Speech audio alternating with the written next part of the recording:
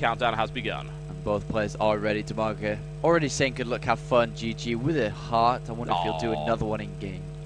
Perhaps it's a Maybe that was a cool personalized message to me and you. It could be, or he could actually just be acknowledging his opponent. He doesn't care about you, Apollo. He does. Well, he cares about you to the point where he is trying to kill you with long macro games. That we've come to the conclusion of. Whatever the case, yes, DIMAGA, he may look scary, but really he's a big cuddly teddy bear inside. Teddly bear. The Teddly bear, yes. Teddly bear. There's a new word. I invented it today. Now I bring you DIMAGA right here in the red trunks. He is playing Zerg to the northwest of the Shikuras Plateau versus his opponent in the closer air position, the one and only Mana. He is in the green trunks and he is playing Protoss to the northeast. And there goes that south pylon as predicted. He will be going for the Forge and then the expansion. And will he go to the top left side or will he go down to the bottom left? It looks like he's going to go top left first. So he's going to see what DIMAGA's doing. And so far, so standard for DIMAGA, adding on those two. And then the third drone very, very shortly. And he can even go Nexus first once again here. Yeah, he's not really under any kind of pressure unless we see some very weird build from DIMAGA, and have to be very, very odd considering he's already getting onto 14 supplies, so the pool or the extractor will no doubt be down very shortly, unless he really thinks he can sneak a hatch, which is extremely unlikely. Mana's getting a little bit irritating with the probe, needless to say, which is what you do with probes and it's what you do with Protoss, and in the meantime, no doubt looking perhaps for that Nexus first. And there goes the patrol movement of that probe. Will stay there to deny any fast hatchery. And DIMAGA going for a spawning pool and then extractor. And then we are going to see the Nexus first once again. So the Mana is going to have a slight build order advantage here because he is going to have a very macro based build. Getting this Nexus going to have double chrono boost out onto these probes very, very shortly from here.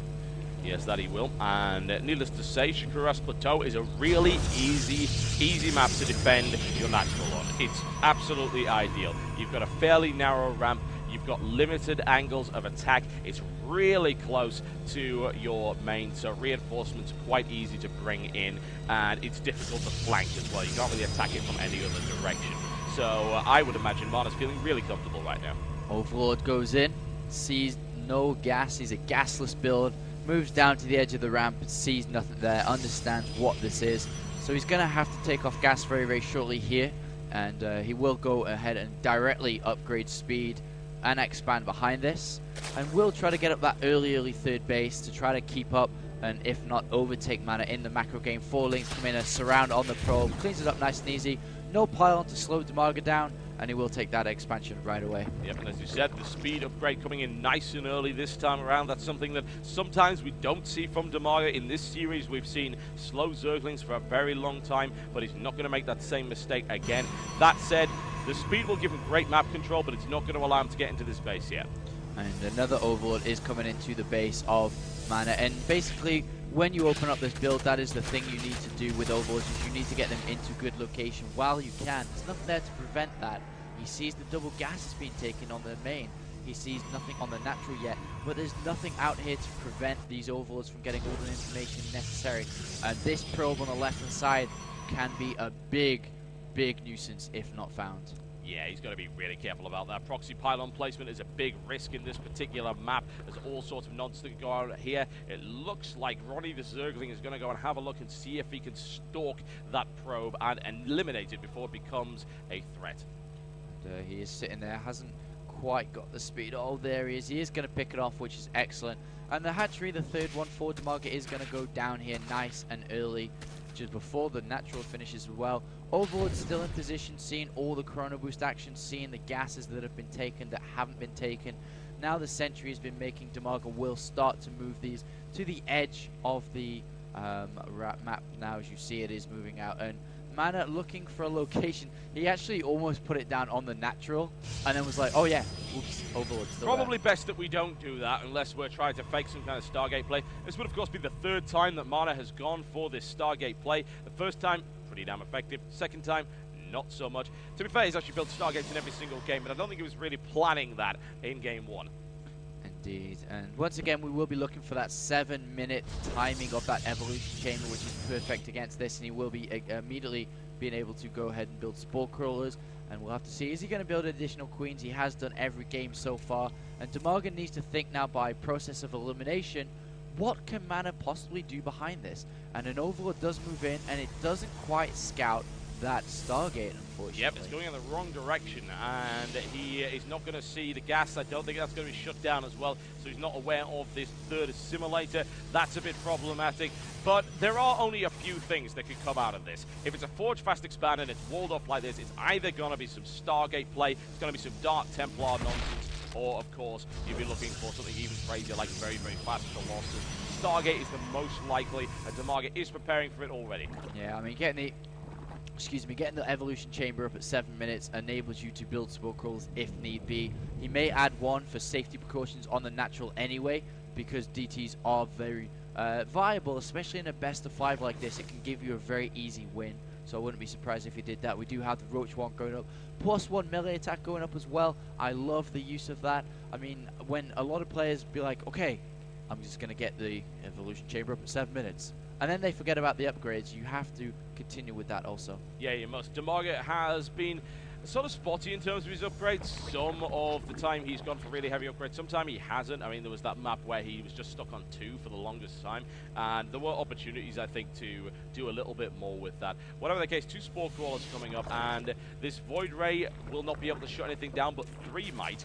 And good patience right here from Mana, who knows that his opponent can't scout him yet. And changing it up a little bit, we have seen Mana just building 1 Void Ray followed by waypointed Phoenixes. He has got 3 so far, so he's trying to deploy the element of surprise. And DIMAGA doesn't like surprises, has a Spore Crawler in the main base, has a Spore Crawler in the natural, and is gonna, whoa, nicely killing that Zealot in the middle of the map. Will gain map control, but these Void Rays, 3 Void Rays will kill a Spore Crawler and a Queen, but the creep spread is good, so these 2 additional Queens on the natural can easily run up here to help out. Indeed, and there are actually 5 in total, if you can believe that. That's a lot of Queens, but then again, this is DIMAGA we're talking about. Now, immediately starting to fire on that Spore Crawler, and a little bit of micromanagement to get it out of the way. The first one's shields are down. Queen trying to contribute to this fight, however, he's going to need a few more than that. He comes in for the flank, another Queen melted. Mana, very, very cautious play, but it goes down anyway. DIMAGA snipes that one off, and still, he's got to deal with his Void Ray at the back. A Transfuse, nicely played right there, and a quick pickup as Phoenix comes in for the rescue. Yeah, excellent use for that Phoenix, really helping out, and this Queen will go down as well. The Spore Crawls will finish though in time. The Repel will commence on the main base, but look at that. We have so many more Queens in action right now. DIMAGA scouting around for that 3rd base, and DIMAGA is going to stabilize here with these Queens. He's also building the Infestation Pit, and once that is finished, that will definitely shut these down. Yes, no doubt about that. There's a quick lift right here on the Queen once again, who is probably entirely sick of this happening to her. She goes down anyway, regardless. And now redeploying that Spore Crawler. He's taking a lot of fire from charged Void Rays, though, so it's not going to do a huge amount. It's going to throw one out of there. The Void Ray at 5 HP. Once looking to deploy again, he needs to get out of there immediately. One shot will take it out. That Void Ray is going down, and Mana's aggression has been shut down for the time being, and now we can try and figure out exactly if it really did the job. 48 Lings in production. Wow, wow, that's a lot of Zerglings, and if Mana pushes out now, he's going to fall straight into that, and that could be disastrous for him. And Lava Jackson going down across the map. Robotics Bay has been thrown down as well. I love the different transitions that are being used here. He's opening up the same every game, but his later stages, his later plan is being adapted, and Well, you know what DIMAGA's plan is? Kill everything you can see, and that's exactly what's going to be happening right now. There's a little force field fortress right here, but is it going to be enough? I certainly don't think so. Those sentries don't have the damage, and now DIMAGA trying to menace this natural. And the menace to natural will not happen, but these sentries will definitely go down. 3 instantly fall, which is a lot of gas this early to lose. Yep, and now the Phoenixes look to take revenge for their fallen comrades, but really, let's be honest, Gravity Lift on a single Zergling is a bit wasteful. We've got this 4th right here for DIMAGA, and there's actually no way that Mana can really pressure the 4th for the time being. He can go in and try and pick off a few, perhaps a Queen, maybe some drones as well, and at least you will get the scouting information. But nonetheless, DIMAGA in a really solid position right now, and 4 bases versus 2. That's pretty good. 8 Infestors about to pop. They do have the upgrade panel once it lands there, energy will start with enough to lay a fungal growth down immediately. Oh, he needs to leave immediately, and the fungal growth will follow it up and nail them, I would say, to the wall, but they're really already airborne, so I suppose we're just going to have to stuck there. Whatever the case, DIMAGA is able to push them out very, very aggressively. Nice transfuse to keep that one Hephaestus alive. Yes. Nice play from DIMAGA, making little mistakes at the moment. Avoider in the middle of the map, really testing the water there, and will pull back. And it looks like we are going to see Mana try to go for some push. The thing is, I wonder if this Colossus has been seen. It has not been scouted. The robotics bay has not been scouted either. And look at this aggressive push now from DIMAGA with additional queens now. And he's going to look to try to prevent this third base from going up, which is trying to go up right now. The Infestor train is on its way and is looking to pull into the kill Mana station. Let's see if he can pull that one up. Nexus coming down for Mana, and he'll try to hold this, but this is going to be really hard. That's a very, very large concave that he could attack there. Mana will try to get into the best possible position in order to do this. And of course, there is a possibility that he gets flanked right now. DIMAGA spreading out, bringing those queens in to transfuse that, of course, anti-air power. But the engagement right now is very messy right here for DIMAGA, who is having to engage against two Colossus. He's bringing in a large flanking force of roaches. A warp in actually prevents them from getting there. Very nice play there by Mana. More damage coming in from the Queens, who are trying to fend this Colossus off. One falls, and DIMAGA continues with this really, really aggressive pressure. And these Queens are transfusing each other. They're just staying alive, and it looks like DIMAGA's going to melt this entire army, prevent that third going up. This one Colossus is under threat as well, and is going to have to retreat.